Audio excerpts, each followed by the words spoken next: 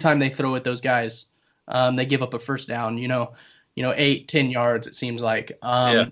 But you know, so Aaron Rodgers, is he gonna sit there and he's gonna utilize, his wide receivers or Aaron Jones, Jamal Williams, or is he gonna sit there and utilize Jimmy Graham and Mercedes Lewis? I know he's targeted those guys a little bit over the past few weeks, but they haven't been like feature players or anything like that. So it'll be interesting to see. I really don't know. But to say that we haven't struggled against tight ends this year would be a lie, unfortunately. Well, you know what? I got to ask then. Are you guys going to make any moves before the trade deadline? Has there been any rumors saying the Chiefs are connected to this player or that player? No, not really. I mean, other than the fact that the Chiefs have tried to trade for Patrick Peterson over and over again, they actually offered for Jalen Ramsey, or made an offer at least equivalent to what the Rams offered, which is 2 firsts and a fourth. And the Jaguars basically said no because you're in the AFC, and we don't want to have to compete with that. We expect to be contenders, and we don't want to have to compete with that. So they traded him to the NFC, to the Rams. Aren't the Jags like in third in their division? Yeah, I mean, if they traded Jalen Ramsey to the Chiefs, they'd probably be, playing him for the next 10 years. Yeah, I get it, but so, which I get. I mean, the Chiefs did it with Marcus Peters too. They traded him to the Rams, out of the conference. So, I mean, there's a give and take there. Teams definitely don't trade within the division. And then, trading inside of the conference is, more common, but, as if the team has the opportunity to trade out of the conference, then they'll do it. But oh yeah, definitely. going off of what you said, outside of those two guys, Patrick Peterson and Jalen Ramsey, the Chiefs haven't really been connected to anyone. I know there was a report out there that they may be interested in Preston Brown from the Bengals, the linebacker. I'm not a fan. I don't want him in Kansas City. He's a decent run stopper, but he's basically Reggie Ragland, which we already have already. He's a rotational linebacker that can come in and stop the run. So outside of that guy, there hasn't really been anything linked. But if guys that I'd like to see us, go after, Darius Slay out of Detroit, who's seems to be pretty disgruntled that Quandre Diggs was dealt, after getting an extension. Him and about every other person in the locker room is not happy about it. Whenever I saw it, I thought it was fake, honestly, because Quandre Diggs, they just gave him an extension. He's their starting safety. He can slide down there. He's been playing good ball. Yeah, he's a good player, and he's young too.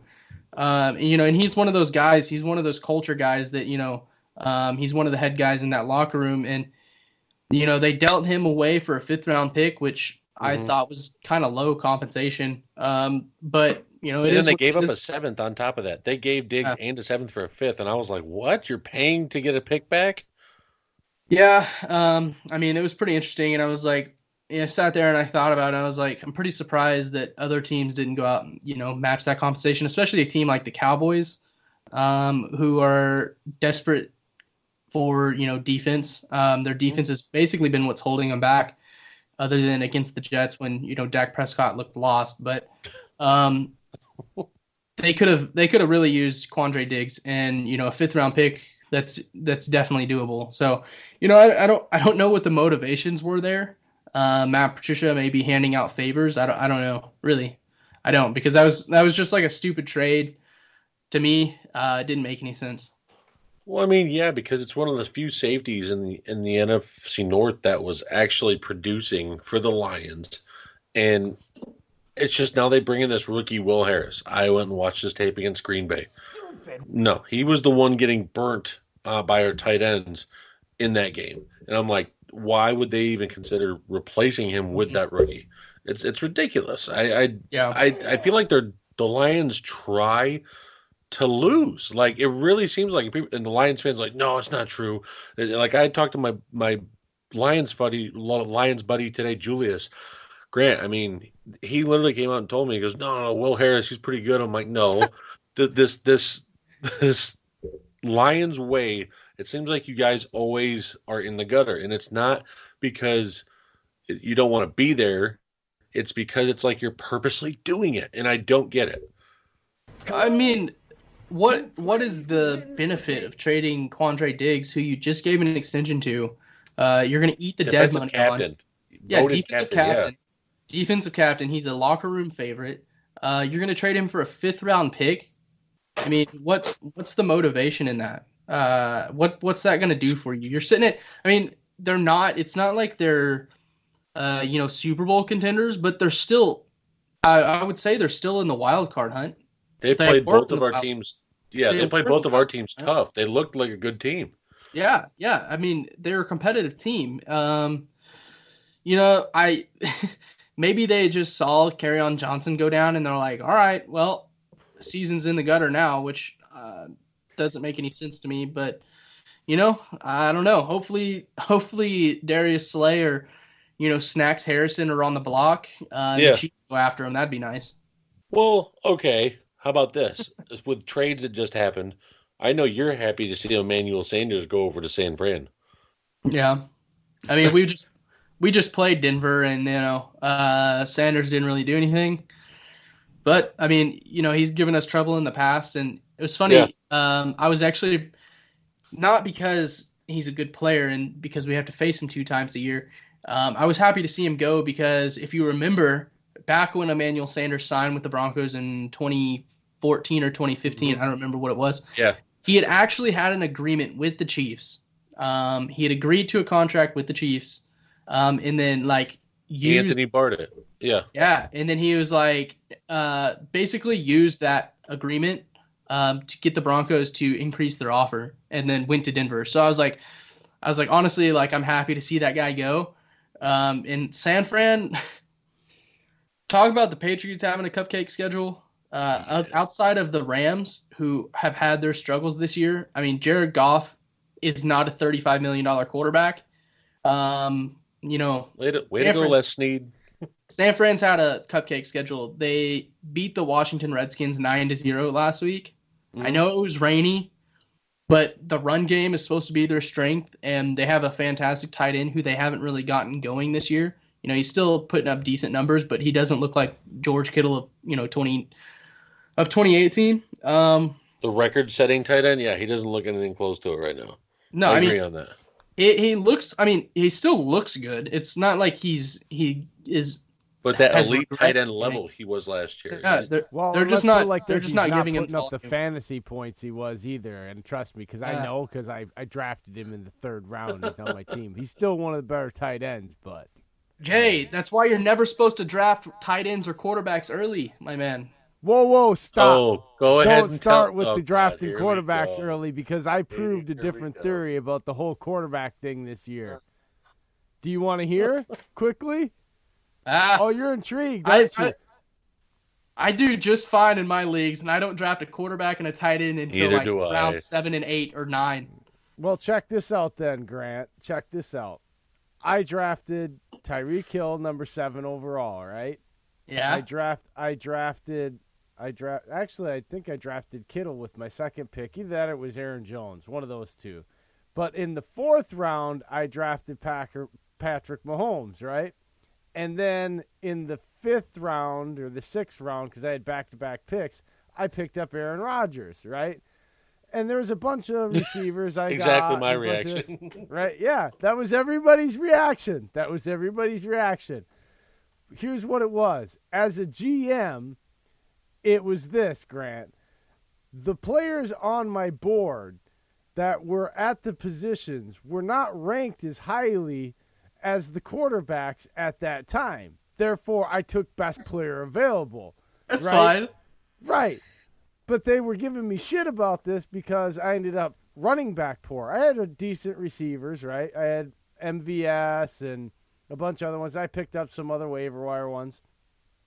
But I told them, I said, before the trade deadline, one of these 2 quarterbacks will be on the decline. The other one will be rising. And before he gets, I will trade him for a starting running back. They told me I was crazy. I traded Patrick Mahomes last Thursday.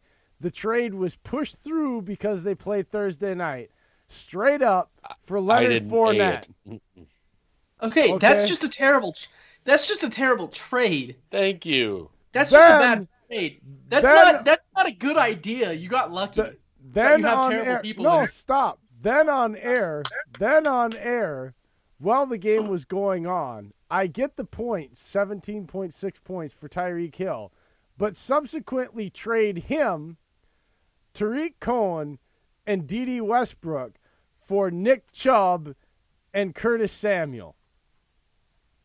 I have revamped my entire backfield, and I have starting caliber wide receivers all across the board, and I got rid of that quarterback. See, it's done. It's called smart GMing and knowing your board, people. No, whoever traded Leonard Fournette for Patrick Mahomes is dumb GMing. Thank you. And I'm a Chiefs fan. Can't help that. I mean, what does every good GM do? Takes advantage of naive GMs. Sorry. Yeah, I suppose. But that doesn't mean it was a good idea. It was a great idea. It worked out perfectly at the perfect time. Yeah. Well, Grant, you know what? I mean, I know a bunch of history between Kansas City and Green Bay has happened all the way from Super Bowl I. And I got to ask, why doesn't, whenever I watch NFL films, it's always like teams like Green Bay and stuff like that get credit for building the NFL, which I know the owner of the Chiefs named the Super Bowl. And it seems like they don't give credit to the Chiefs every time that's like the foundation of the NFL was formed. I don't get it. When they talk about it, when people talk about it, it's always like the popular names. The Chiefs are never mentioned, and I hate it because the owner, Hunt, was the one who named the Super Bowl. Yeah, I mean, yeah, it's an interesting thing, and you know, I mean, we do have the AFC Championship trophy. It's the Lamar Hunt Trophy. Yeah. So I mean, we have that. But I mean, I think it's just partially due to the fact that, you know, after the 60s and the early 70s, that the Chiefs just kind of fell into obscurity.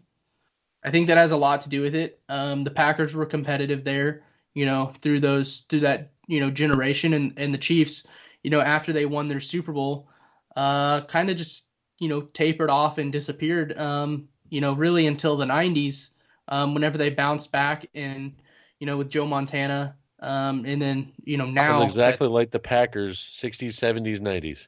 Yeah. So, I mean, I don't know. And I mean, you know, Lamar Hunt, he did drive the merger. He led the merger. Yeah, he was a huge part of it. I mean, I think they get credit for it. I don't know. Honestly, I really don't know. I mean, I don't know. I mean, I know he's in the books about it. I know that, but I'm just talking about in general. When you talk about teams that were like, I guess, popular around that time, it's like the Chiefs never got, I guess, the credit they deserved for being around that era, I guess, is what I'm saying.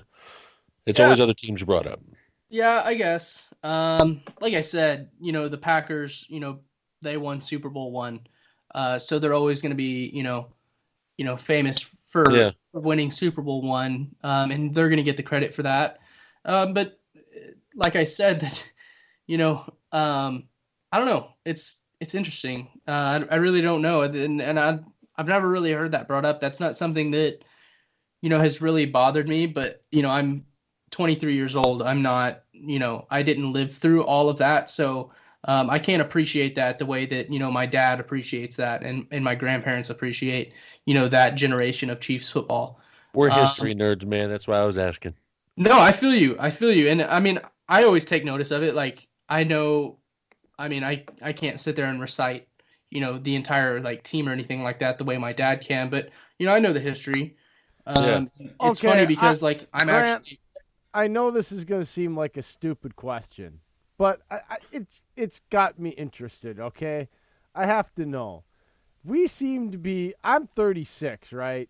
Dave's 31. Yeah. It seems to be we keep running into all you pre-25-year-old guys that are much more well-versed in football than I was at that age.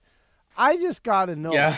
What the hell is going on with you people that by the time you're 23, you have all this football knowledge. I'm not saying it to pick on you, and I'm actually They very had the intrigued. technology